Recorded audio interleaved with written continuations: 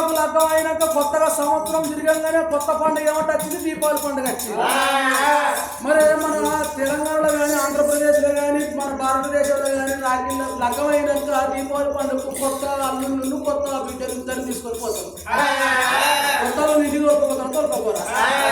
కోరుకోకపోతే మీ అయ్యగారు ఫోన్ కొట్టి అల్లుడాని నా బిడ్డను కోరుకొని రాయి కొత్తగా మీకు లగ్గం అయినాక మొదటి సంవత్సరం దీపావళి పండుగ వచ్చే రాబోతే ఎట్లా అని చెప్పి నాకు ఫోన్ పెట్టి ఫోన్ కొడితే నేనైతే తిరిగి మీ అయ్య ఫోన్ చేసింది, మీ అయ్య రమ్మన్నాడు అంటే ఇదేమో అమ్మగారింటి కట్టే అదే అమ్మగారింటి కట్టి మొత్తం 5 నిమిషాల్లో తయారైతే మరి అదే అమ్మగారింటి కట్టి అత్తగారింటికి పోదామంటే బెల్లం 4 గంటలు కాదు. ఏమమ్మగానే అంటే ఏమంటారు, నీకు అనుభవం బాగున్నట్టుంది ఏమంటుంది నాకు ఎప్పుడైనా పోదు. నేను పొద్దుగా తానం చేసిన ఇచ్చిన బట్టలు ఎండగకపోతే అది ఎండగనపాలి, ఇంకా అది ఎండాలి, ఈ పుట్టే చదువుకోవాలి, నా సోమతి గారు చెప్పుకోవాలి, ఈ తిల్లు అడగాలి, పోవాలి, మెల్లబొద్ది ఏం పడిపోయింది అని పొద్దుగా మొక్కడు పోయి పొద్దున్న వాళ్ళు రాక నిర్రక్తిగా వస్తుంది తయారు కాదు. అమ్మగారింటి కడితే అత్తగారింటి కట్టడానికి అదే అత్తగారింటి కడితే అమ్మగారింటి పోతే 5 నిమిషాలు 5 నిమిషాలలో డ్రెస్ చేంజ్ చేస్తారు. నా సాంగ్ రంగ వైభవంగా తయారవుతారు. బట్టలు అక్కడ వెనుకుంటుంది, మా మమ్మీ వెనుకొని అవసరమైతే దీన్ని ఇచ్చిన బట్టలు గుర్తు పెట్టుకుని వచ్చి అబ్బా మీరు తీసుకొని పొలం బాగా రకం ఆడవచ్చు. మరి అట్లా వస్తారు. మరి అట్లా వచ్చినప్పుడు నేనేమన్నా దీంతో దీపావళి పండుగ ఎవగారింటికి నేను పోవాలంటే నీకు దాకా లగ్గమైనప్పుడు లగ్గంలో బుల్లెట్ పని పెడతాను ఒప్పుకున్నారు. ఇవాళ పెట్టిండు మీ అయ్యా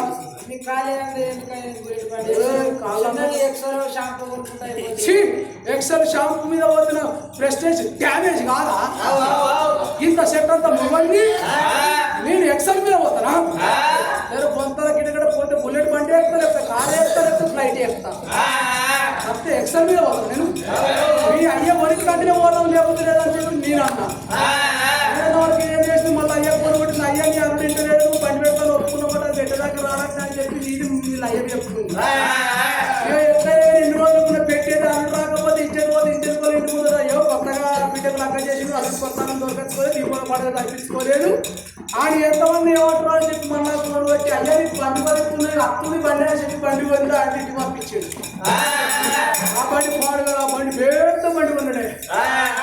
సింగల్ కొట్టి ఏమో పెద్దగా ఉన్నాడు. అదే బుల్లెట్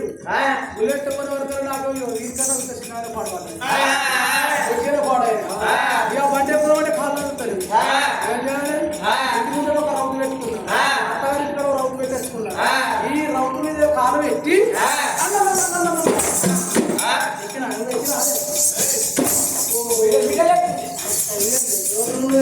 పడగాను ఏదో ఎక్కిస్తానా ఇప్పుడు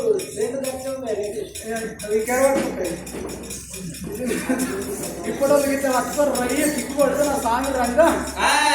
ఇక 4th గేర్ 5th గేర్ వేస్తే నా సాంగ్ రంగా ఇక వదిలే ఉంటుంది. ఇక అక్కడో ఇట్లా అత్తగారింటికి అత్తగారింటికి పోయే వరకు అల్లా అంతేనా? అత్తారింటికి పోయే వరకు అక్కడ రవ్వులు దొక్కుతలేదే. ఈ ముసలాయన ఏం చేసిండు, ఈ కని తీసుకొచ్చేయండి మంచిగా పొలం కడ పెట్టుకున్నాడు వాడు జీవితం నాకు తీదస్తలేదు. ఏం చేయాలి, నేను అత్తగారి ఇల్లు చుట్టూ ముసలు తిరుగుతున్నా. అసలు ముసలమ్మ చూసింది, ఏమైందో పిల్లగా ఏమో నన్ను ఎక్కించుకొని వచ్చి అత్తగారింటి కడ బండి దిగి ఇంట్లో పోతున్నా, ఏమో ఇల్లు చుట్టూ 3 చుట్టూ తిరుగుతున్నావు, ఏమైందో ఈ పిల్లగారి చెప్పి ఆ ముసలమ్మ అంటది. కానీ నా బాధ నాకు పడబడి చెప్పుకుంటే జరుగుతుంది, లేకపోతే మానం పోతుంది. నేను ఎట్లా చెప్పుకోవాలి,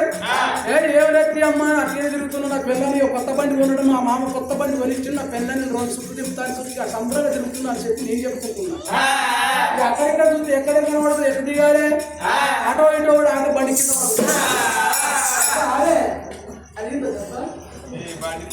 మొక్కలు తగ్గినాయా కొట్టి మొక్కలు చేసిన మొక్కలు అని బిర్యానీ చెప్పుకుంటే చెడిపోతుంది మానం పోతుంది.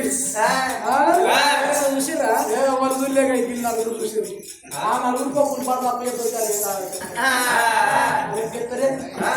ఆమె మీద ఇంట్లో పోతున్నాం. ఇంట్లో పోయే వరకల్లా ఇక మా అక్క చీపు కాకుండా మంచిగా పోయి దేవుళ్ళు అంతా ఉంది దోతి కట్టుకోవచ్చు. అది దోతి కాదయ్యా, మా మమ్మీ దానం చేసి మడి కట్టుకొని దేవుని కలుపుతూ ఎత్తుంది. మరి నాకేమరక నేను కట్టుకున్నా అసలు దోతి మీ అమ్మ కట్టుకోని దేవుడు వస్తా అంటే మీ అవ్వనేమో దోతులు కట్టుకుంటుంది మీ అయ్య సీరియల్ కట్టుకుంటుంది కావచ్చు అనుకోని మీ అయ్యకి సీరియల్ తెస్తా అన్నా మీ అవ్వకు దోతులు తెస్తా అన్నా అదేం తప్పుంది ఇక నా వల్ల నీ వల్ల ఇచ్చినవో, నా వల్ల నీ వల్ల ఇచ్చినవో,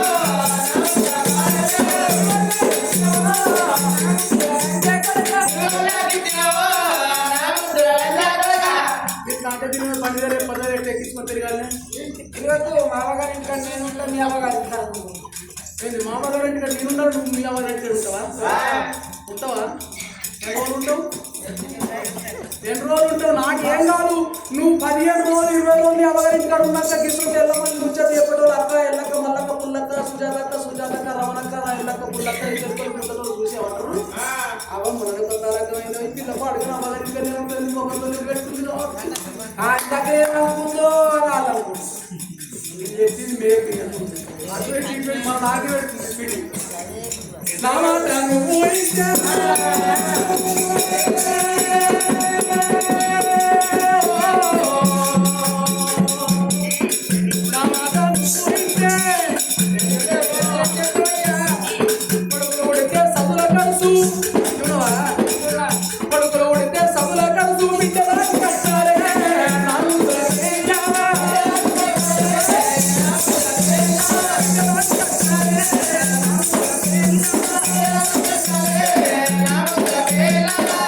ఇక మీ మమ్మీ గిట్టనుకుంటే మీ డాడీ గట్టనుకుంటే నువ్వేడా ఉండు,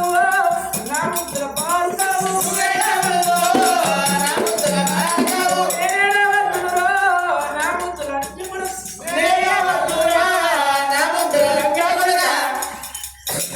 అయినా ఏ ప్రసంగం చేసుకోండి అయినా ఎర్రగా బుర్రగా ఉన్న పిల్లల్ని అసలే చేసుకోండి తప్పు కదా మొగోడు నల్లగుంటే ఆనకలిక జీవిత పిల్లలు చేసుకోవాలి ఎట్లా మొగోడు నల్లగుంటే ఎర్ర పిల్లలు చేసుకుంటే అవ్వదు గిట్టి ఎత్తి పడుతుంది నా అమ్మగారు నీకాయ వచ్చి తారపచ్చి నీకెవరు తీసుకున్నా అరప అంటావు నీకెవ్వరికి ఎదురు పిల్లలు అని చెప్పి ఇట్లా అంటారు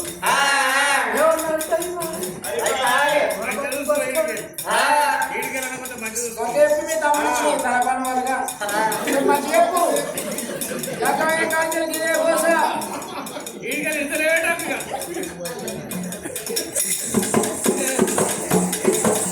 శకుంతల ఎన్ని తిరుగులు చెప్పినా కానీ ఆడవిల్ల శకుంతల దేవి వర్తమాన ఇంటలేదు నాదా నువ్వు ఎన్ని రకాలు చెప్పినా కానీ మనకు లక్కమాయి 90 ఏళ్ళైనా పర్వాలేదు నాదా ఒక్కరు కాదు ఇద్దరు కాదు 40 మంది కొడుకులున్నా పర్వాలేదు 40 మంది కొడుకులతో ఒక బిడ్డ ఉండాలి 40 మంది బిడ్డలు ఉన్నా కానీ 40 మంది బిడ్డలతో కూడా ఒక్క కొడుకు ఉండాలయ్యా మరి సచ్చిన్నాడు తలవర్రాయి అంటే ఇద్దరు కొడుకులు ఉన్నారు కానీ తలాపు కూర్చొని ఏడ్చడానికి ఒక్క బిడ్డ లేదు తప్పకుండా బిడ్డ పొలము లేకపోతే నేను బతకనన్నది గా తల్లి శకుంతలా ఓ బావా శకుంతలాదేవి నీకన్నా ఎక్కువ నాకెవ్వలేదు బావ నాకన్నా ఎక్కువ నీకెవ్వలేదు బావ 7 రోజుల్లో 15 తీర్లు చెప్పినా నా మాట నువ్వు వింటలేవు ఇప్పటికైనా పర్వాలేదు బామా మనం తిరుపతి శ్రీరంగము ఆనంది మానంది కాశీ రావటం కాయమని కేవలం తిరిగి భగవంతుని ఒప్పించుకొని మెప్పించుకొని ఇద్దరు కొడుకుల తోడ ఒక్క బిడ్డ పొలం తెచ్చుకుంటావు నువ్వు బాధపడకు అన్నాడు ఆ యొక్క రాజాకర్ రాజు మహారాజు ఇంత మాట చెప్పింది ఇద్దరు మొగలు తడిపిడ తానాలు చేసి తన వస్త్రాలు వేసి పొడి వస్త్రాలు కట్టుకొని ఇళ్ళల్లో బంగారం పళ్ళల్లో మోసుకున్నారు బండికి బారెట్లు కట్టుకున్నారు కన్న కొడుకుల దగ్గరికి వచ్చిండు కొడుకులారా అటువంటి మేము తీర్థయాత్రల కంట మోతున్నాం మేము పోయి మేము వచ్చేదాకా ఈ రాజ్యం పైరము ఈ దేశం పైరము అని ఇద్దరు కొడుకుల చేతుల రాజ్య పరిపాలన పెట్టి వారిని ఎంబడ కట్టుకోని ఇద్దరు మొగలు బయలుతున్నారయ్యా ఓ పెద్దరారా బంగారం పళ్ళల్లో మోసుకొని బండికి బారెట్టు కట్టుకొని ఇద్దరు మొగలు సంబరపడుకుంటా సంతోషపడుకుంటా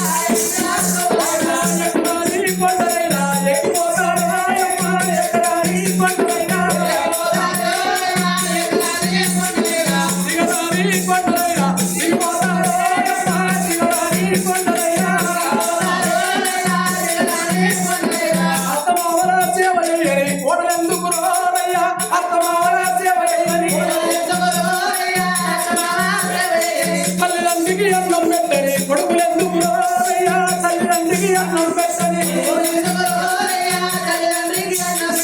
తల్లిదండ్రికి అన్నం పెట్టని కొడుకులెందుకు రారయ్యా తల్లిదండ్రికి అన్నం పెట్టని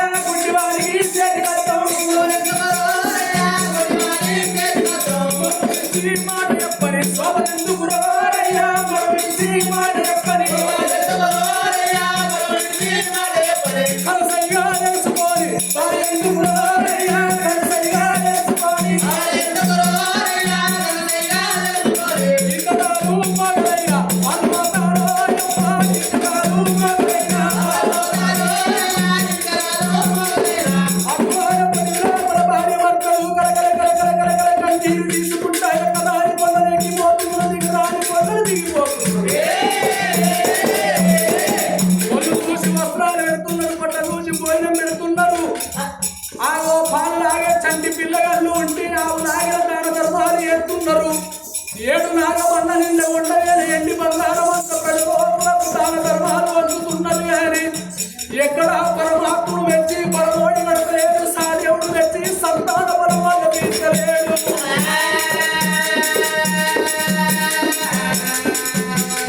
కాశీ దాకా నవ్వుతున్నారు కాశీల కలముంత కలుపుతున్నారు ఊటిని దాకా నవ్వుతున్నారు ఊటిని లోపల తీయడం పెడుతున్నారు పేయ దాకా నవ్వుతున్నారు పేరోల పేయ కాళ్ళు కట్టుతున్నారు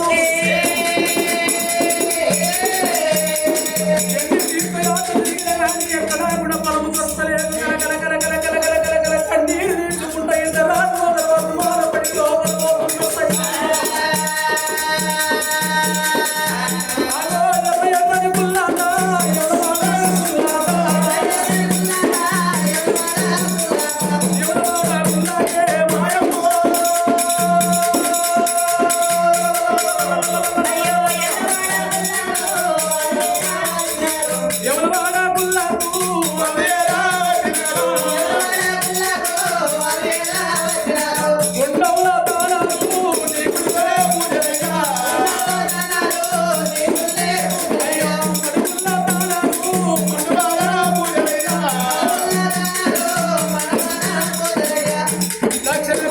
ప్రసిద్ధి చెందింది శ్రీ రాజరాజేశ్వర గురు యమునవాడ వీరవస్త ఉన్నారు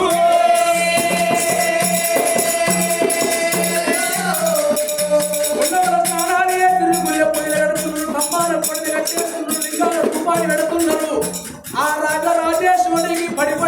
మొక్కులు మొక్కుతున్నారు ఎన్ని కోడ మొక్కులు వచ్చినా ఎన్ని తీర్థయాత్రలు తిరిగినా ఎక్కడా కూడా భార్య భర్తలకు సంతాన బలం వాళ్ళకి వస్తలేదు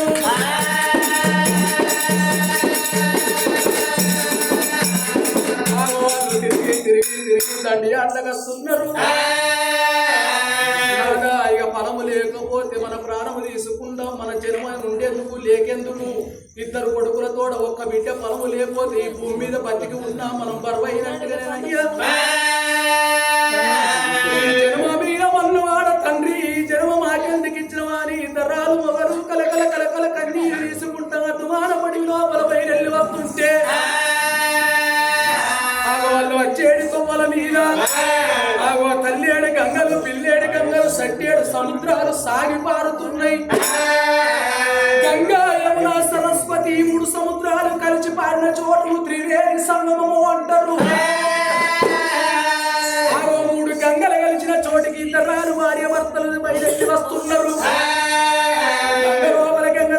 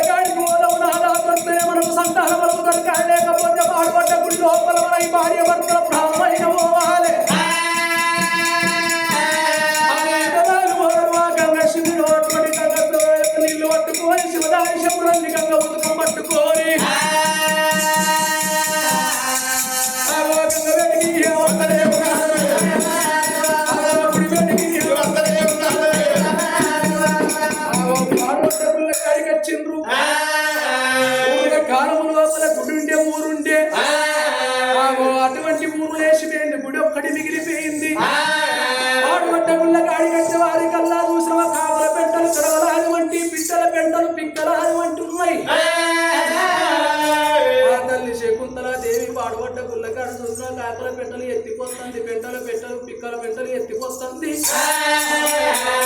పక్షుల పెంటలు ఎత్తిపోతున్నది ఎత్తిపోయంగా అటువంటిది ఆయన పెట్టిన లింగము కాదు పుట్టిన లింగం ఆవిరి లింగం అల్లల్లల్లా ఆడుతున్నది ఆవిరి లింగాన్ని తీసుకుపోయి ఆ యొక్క గర్భగుడి లోపల ప్రతిష్టాపన చేసింది గంగ ఉదకము చేసి గంగాభిషేకం చేస్తున్నది అటువంటి పాలు తెచ్చి పాలాభిషేకం నీళ్ళు తెచ్చి నీళ్ళాభిషేకం పూలు తెచ్చి పుష్పాభిషేకం చేస్తున్నది భర్తను విలుసుకున్నది నాదాను గుడి వెనక గుడి ఆర వేసుకొని వచ్చేటోళ్ళకు పోయేటోళ్ళకు దాన ధర్మాలు అయ్యవయ్యా నేను గుడి లోపల గౌరవమైన చూడతా అనే వారి కల్లా శంకుపోయి మహారాజు గుడి వెనక వచ్చేటోళ్ళకు పోయేటోళ్ళకు అన్నదానాలు పుణ్యదానాలు ఎత్తున్నాడు ఆ తల్లి శకుంతలాదేవి శివ చెప్పుని పుల్లల్లా సెట్టబడుతున్నదయ్యా ఓ కన్న తల్లి శకుంతలదేవి దొరుకుతుంది పాడువాడ గుడి లోపల నాకు సంతాన బలం దొరకాలి లేకుంటే నా ప్రాణం తీసుకుంటా నా జీవనం తీసుకుంటా ఈ లింగానికి నా శిరసు గుద్దుకొని చెల్లిపోతున్నా మెదడు తీసి లింగానికి నైవేద్యం అంట పెడతా నా రక్తం తీసి గుడి లోపల జాదు అంట రాస్తా సిరపర నా పొట్టలు వాళ్ళు కొట్టుకోవాలి సందుని పేగులు తీసి లింగానికి జంజిరాలంట వేస్తున్నా అని